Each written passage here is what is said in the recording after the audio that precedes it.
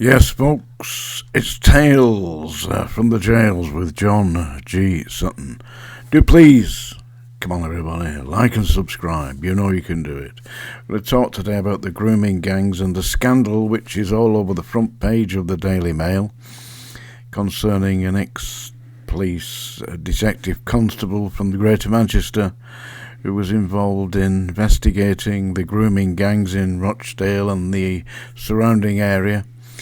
And senior officers decided to kibosh the investigation just as they had got over 100 paedophiles on their list.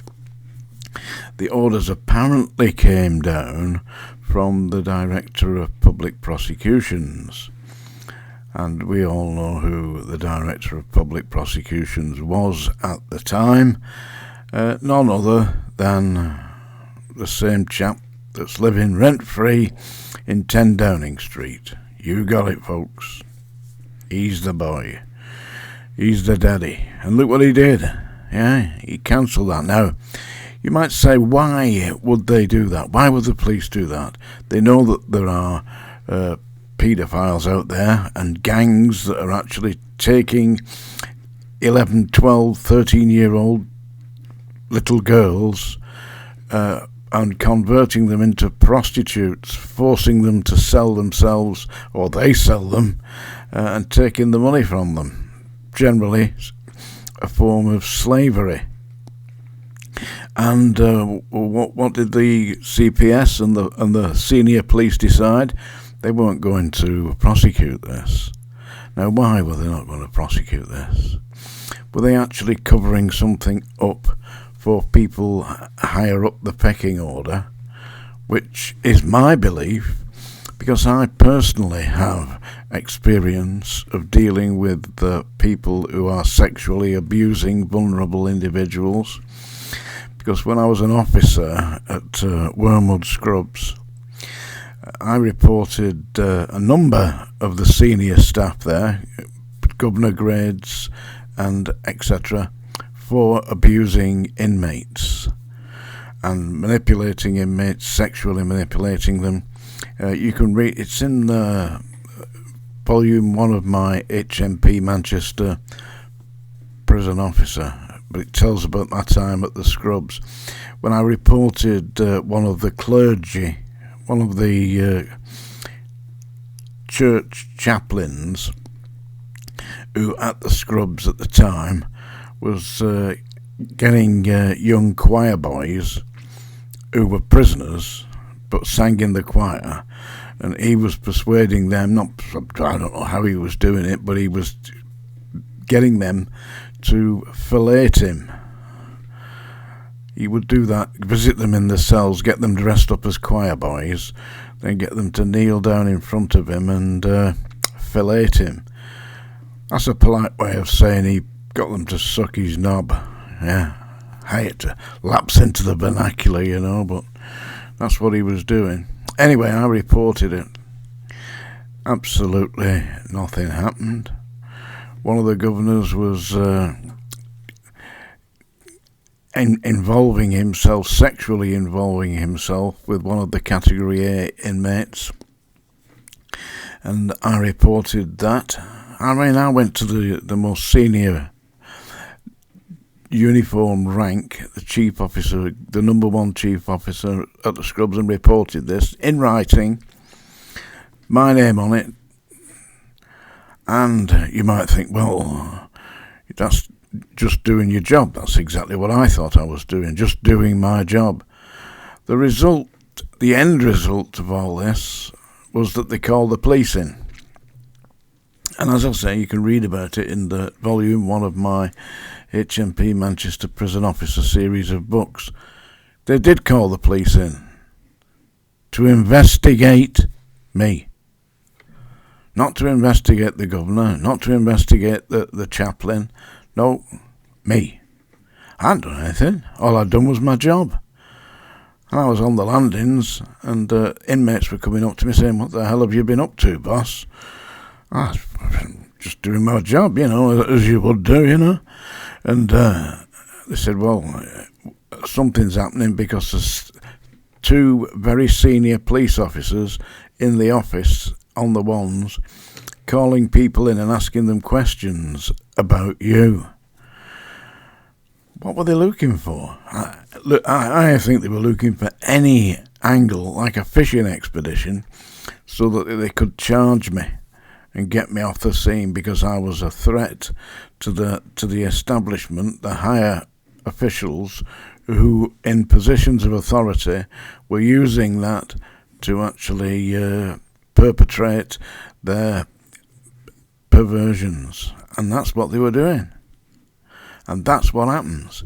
And this detective constable actually resigned. I'm going to put a link down below, yeah, so that you can click on and see the interview that she's done. Her name's Maggie, yeah, and she's saying that the police and the Crown Prosecution Service were actually colluding to cover up the activities of the grooming gangs. Well, it doesn't just go on in society, open society, it goes on in the prisons as well. I've previously spoken about the likes of Paul Sykes raping younger vulnerable inmates. He was ably assisted by a drug-dealing baron from Liverpool, whose name I shall not mention. Suffice it to say that the initials DS pertain, yeah? And he was helping himself to the chickens. And between them, they had a little adventure going there. Of course, the authorities knew all about it, but as an officer, all you can do is report it. You can't say to the governor or the number one chief officer, listen, this is your duty. All you can say is, I am doing my duty. What you do is your responsibility, but what my responsibility is to report this. And believe me, when you do, you're inviting the hounds of hell to attack you, because that's what happened to me anyway. They didn't find anything when the police were investigating, because there's nothing to find. And then when I decided that we were going to sort this lot out I actually did attempt to do something, you know. I didn't just sit back and bellyache about this. I actually formed and registered a trade union to represent the non-supervisory grades of the prison service, so that we could have some form of protection from the people who were running not only were the management, but were running the trade union. And when I did that, I know it sounds mad, but I know that MI5 were on my case. It sounds mad, but one of the officers from MI5 was a friend of my brother's. My brother was a detective inspector. This guy was a chief inspector, seconded to MI5. And I met him one day with my brother, and he said, John, he said, I'd just have a word with you. I said, well, all right, you know. He said, I have to tell you, he said, that we are watching you. I said, who do you mean, we? He said, I'm seconded to MI5. He said, and we've been investigating you. I've seen your file. And he said, I have to tell you, he said, there's absolutely nothing. You know, it must have baffled them, you know, because I wasn't being run by Colonel Gaddafi or anybody. It was just me and a couple of solicitors that I knew. When I was studying law at Manchester College anyway. Time passes. So that's what happens, folks. That's what happens when you blow the whistle. And you can see why it's dangerous. I mean, if you've got the future Prime Minister as the head of the Crown Prosecution Service, who's sending out direct written instructions to cease and desist investigations into grooming gangs, what possible chance have you got as a detective in the police, or as a prison officer or a hospital officer? What possible hope have you got getting through that? You've got no hope. Watch this interview with Maggie. You'll be quite horrified. I'll put the link down below. And yes, folks, I know you've been wondering where I've been. Jack Daniels Land, that's where I've been. Had some left over from Christmas, can't let it go stale, you know. That's the song dinger, folks. There you go. Song dinger. Warning, I'm going to sing to you now. It's not singing, is it? It's torture. Good job the police didn't investigate my singing, isn't it? They'd have definitely banged me up. So here I'm going to sing a song here that was originally recorded by Bobby Darin. It's called Beyond the Sea. And when I finish this, you'll probably be jumping in the sea. Are you ready, folks? Somewhere beyond the sea, somewhere waiting for me, my lover stands on golden sands and watches the ships that go sailing. Somewhere beyond the sea, she's there waiting for me.